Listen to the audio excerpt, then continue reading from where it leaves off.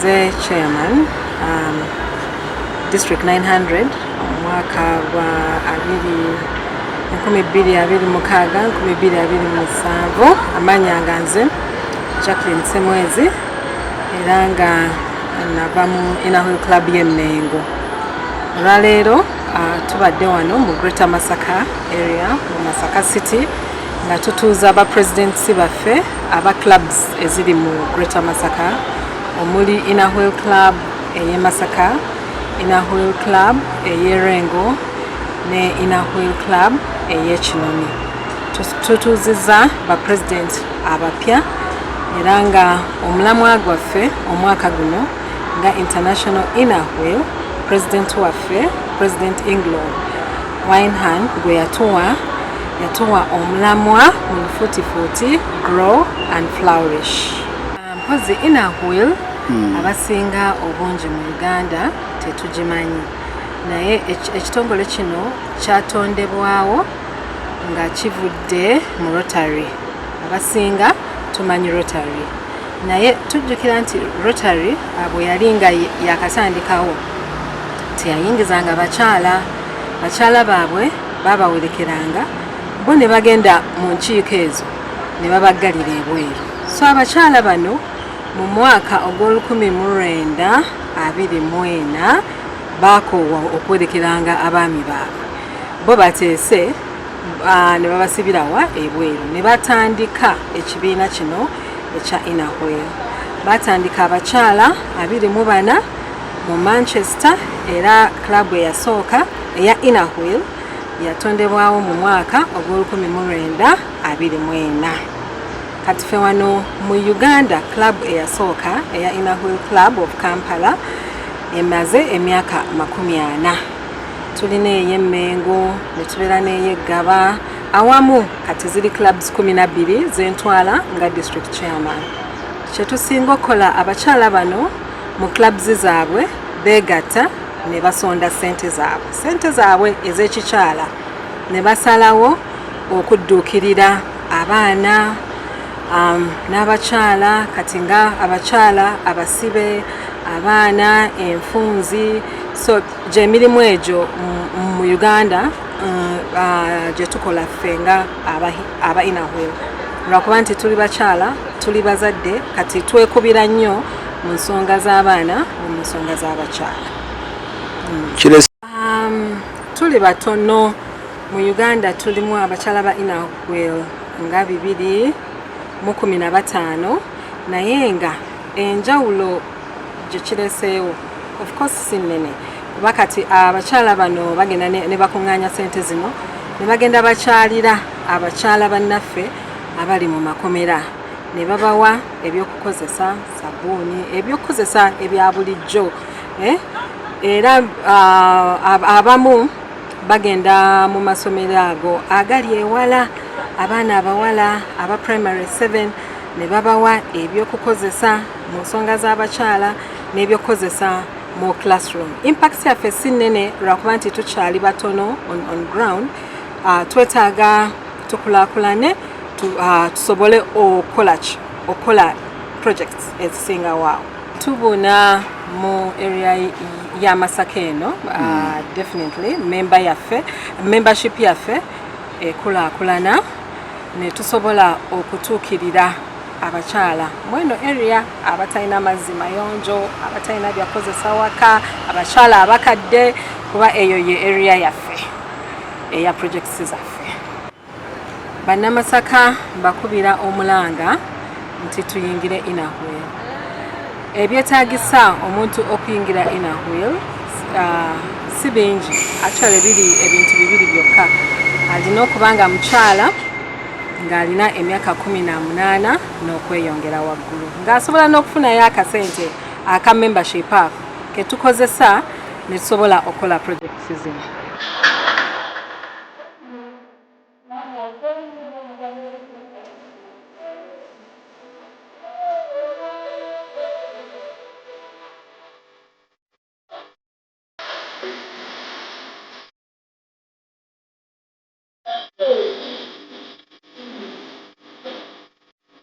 And in a period of 4 years, we've managed to expand to 4 clubs now. And maybe if all goes well, by next year, we shall be a district.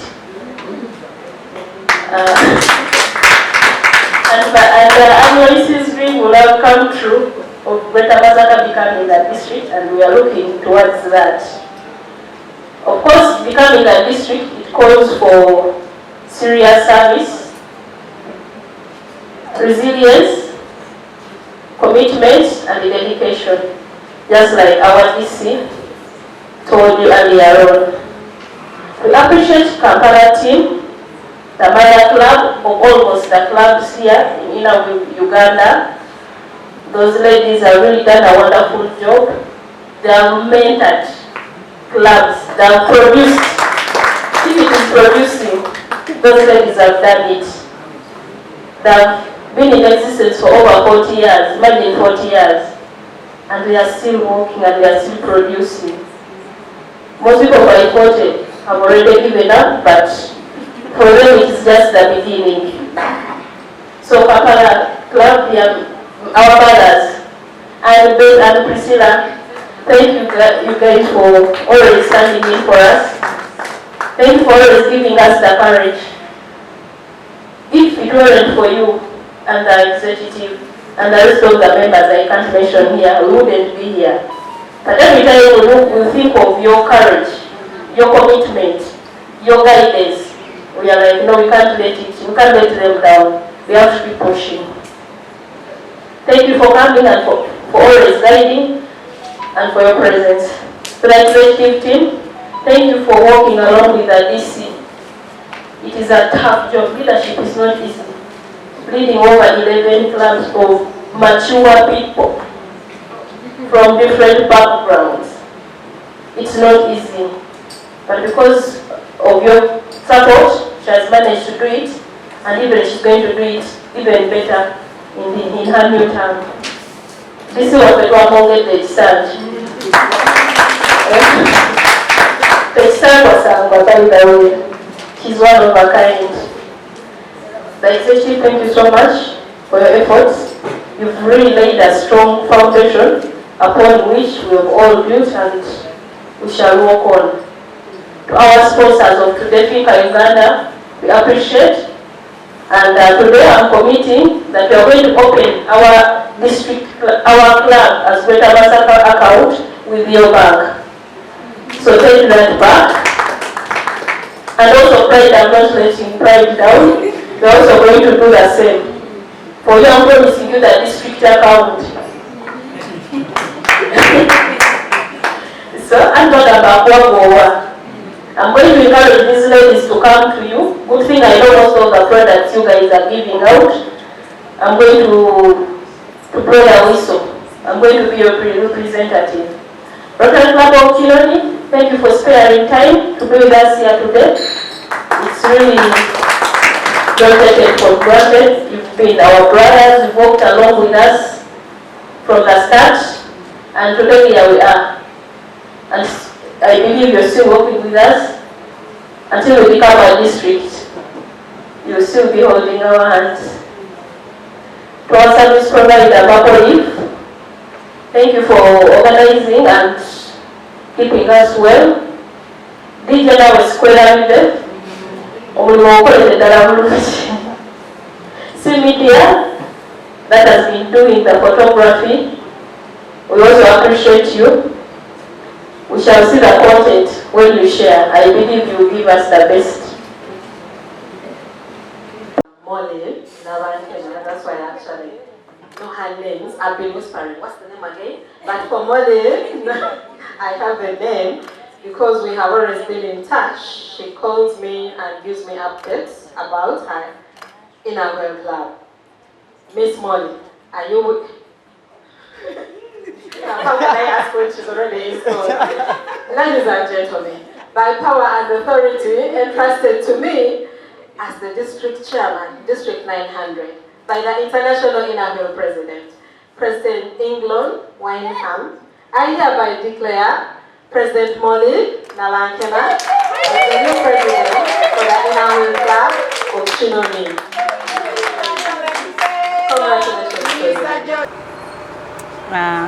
Amanya nze Nabanke Mamole. Olunaku lwa leero ntuziddwa nga president wa Inner Hill Club ey'Ekinoni. Ndi musanyufu nnyo. Essanyu lye nnina lya nsusso ku lwa club yange. Club ya Inner Hill abasinga tebannagitegeera nnyo naye club esobodde okutumbula emirimu egy'abaana abawala. Club nga club tuyambako bamaama abaana okulaba nga tuba lifting up, okulaba nga batuuka oba nga obulamu bwabwe bweyongerako. Tukola so much charity. Tuyambako nga abakyala abasinga abandaba. Yes, Inner Hill Club ekola kyekimu ne Rotary Club. Enjawulo eriwo nti Inner Hill specifically etwala abakyala bokka, then Rotary yonna etwala abaami awamu n'abakyala. Club yange ngisuubiza nti ngenda kukwatagana na buli omu sobole okulaba nga tuweza ku muwendo. Ndi happy nti leero njoyiningiddwa team ey'aba Inner Hill members abapya. Njagala okwebaza abakola mu National Water, especially their HR, Dr. Inidi Beatrice Scovia, the National Water team ejoininze Inner Hill Club ey'Ekinoni. I'm so grateful. Neyama nja kukola nammwe, nja kuwabulwa tusobole okulaba nga tuzimba club eno. Njagala okwebaza district chaffe Anne Jacqueline, omukyala oyo atukozeemu nnyo omulimu ye nga district chairperson awamu ne executive. Njagala otwala mukisa guno okwebaza Inner Hill Clubs zonna mu Uganda, especially ezibaddewo Inner Hill Club of Kampala Central, Mengo, Gaba, Seta, Mukono. Bannange tweyanzizza nnyo. Inner Hill Club of Komansimbi, Masaka Club, Rengo Club, the Rotarians mwenna awamu ne bazadde bange asobodde okwerekereza ne mujja ne mubeerawo. Bannange ndi musanyufu. Ng'omwana omuwala apparently nze branch manager wa Pride Bank e Masaka. Nzikiriza nti era kijja kuba kinyamba okulaba nga nnyingiza ba members okulaba nga bajoininga club ya Inner Hill ey'Ekinoni eggumire tusobole okuba nga tuzza services eri communities zaffe. Guno omwaka twagezaako ne tuyigiriza abaana ba students okukola ebitabo. Twatraininga clubs, club y'Ekinoni, then ne tufuna community ab'abayizi abamemba bannaffe awamu n'abantu ab'Ekinoni. We really did a big project. Okuva ku bitabo babitunga batya okutuuka ku kitabo kyennyini etubrandingako Inner Hill Club of Kinoni. Then stoves, kubanga as we are all aware government eri against abantu okubanga batema emiti, so twagezaako okubalaga ebyoto ebyo ebizimbe babikozesa batya kuba kyekimu ku bintu ebisobola otuyambako okubanga tureducinga okutema kw'ebiti. No keeping our environment.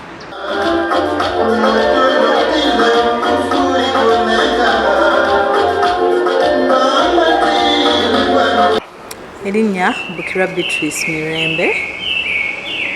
Inner Hill Club turange njebaza era ensanyusiza nnyo entutumudde nnyo kubanga kibiina ekyasosowaza ennyo abakyala nti kibeera ky'abakyala bokka. Twetegeera, tweyabya mu ngeri emu oba endala, okweyabya mu bye tuyitamu ne twebuulirira. Kizibu okusanga Inner Hill member ng'agenze into depression. Tubuulirira abaana ab'obuwala naddala mu masomero aga secondary. Tukoze enkolagana n'ebitongole oba clubs endala za Inner Hill eziri ebweru w'eggwanga. Ekyo kitutumudde nnyo mu kutuyambako financially mu projects ez'enjawulo, ate naffe tusobola okuyimirirawo ng'abakyala. Kitusoosowaza nnyo era mwattu tukyagala nnyo. Nandikubidde omulanga omuntu yenna waali nga omanyi ewali Inner Hill Club. Ekisooka Inner Hill Club y'abakyala b'aba Rotarians, okusooka bukyali naye kati abakyala bonna baanirizibwa. Oba oli mukyala wa Rotarian oba toli oyanirizibwa mu Inner Hill Club. Muteekewo enkola eyo mu kkubo ly'amaanyi nnyo erigenda okubayamba okweddaabulula mu mikwano, mu byenfuna, mu nkolagana n'abantu ab'enjawulo n'okwezimbanga mmwe. N'olwekyo sejjusa era mwenna tubaaniriza mu Inner Wheel Uganda District 900. Mwebale nnyo, mwebalire ddala. Kyamazima tusoosowaza nnyo omwana ow'obuwala ate bwe tumala ne tusoosowaza nnyo abantu abatalina mwasirizi era nga nabo tusooka kutunuulira bakyala, abaana ab'obuwala n'abakyala, abaana abatasoma, abaana abava mu masomero olw'ensonga ezitali zimu, naddala abaana ab'obuwala. Tugezaako okubategeera era bwe tutegeera ensonga ezo ne tugezaako okulaba butya bwe tutaddewo enteekateeka ebayambako etali ya kiseera okusobola okusigala mu masomero. Okugeza tubayigiriza okukola ebitabo. Tulina project enamba ate etambula buli mwaka nga for example okukyokulabirako nga Inner Wheel Club of Kinoni tulina project eyo nti tuyigiriza abaana bonna abayize okukola ebitabo mu masomero tebakyekwasa kintu kyonna. Nga Inner Wheel Club we just tugula buzi material, tuta material mu holiday ne bakola ebitabo taamu egenda okutuuka nga buli mwana alina ebitabo bye byagenda by'okusomera ate ebijjo mumazaako ttaamu, nga buli mwana mu project endala alina sanitary towels ezimumala okusobola okugenda asome ttaamu eggweko nga teyeesiseemu n'akamu. Projects endala ez'obutonde bw'ensi tulina project era gye tutambuza gye twatandika nayo ey'okukola amasiga oba ebyoto ebisevinga enku bikozesa enku ntono. Ekyo kiyambako kukendeeza ku speed gye tutemerako emiti, kikendeezaako ku mukka guli omubi abantu gwe bandisizza oguva mubiri ebintu ebirala. N'olw'ensonga eyo nakyo kituyambako okulaba nti ate n'obutonde bw'ensi tetubuleka bbali, nabwo tubuliko. Enkolagana yaffe n'amawanga amalala ekyokulabirako twakolagana ne club yennyini ya Rotary Club of Kinoni ate nabo wamu ne tukolagana na Agricultural Rotary Club of Turkey. Etuyambye nnyo, etuzimbye nnyo mu kulima nti tetutunuulira nnima ya wano yokka, batusomesezza nnyo Turkey bakikola batya, biki bye bakozesa ebituyambako mu ekyo tetubyesigaliza ffekka. Ms. Nagawa Sharon, are you willing to take on the leadership for the Inner Wheel Club of Rainbow? Yes, I'm willing. I'm willing. Thank you very much. Will you uphold and respect the International Inner Wheel Constitution as the only guidelines that guide the operations of Inner Wheel? Yes, I will do. Thank you very much.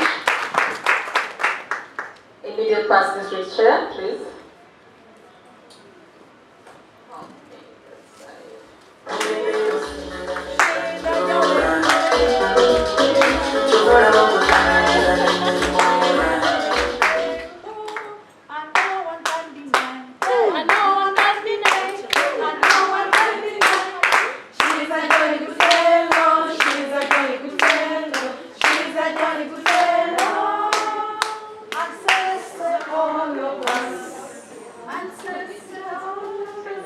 Ladies and gentlemen, by power and authority entrusted to me by the International Inner Wheel President, President England Winehan, I hereby declare President Sharon Nagawa as the new Inner Wheel President for the Inner Wheel Club of Rainbow.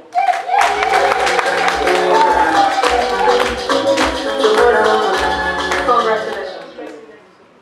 First and foremost, I give all glory and honor to Almighty God, whose grace, favor, and guidance have brought me to this moment.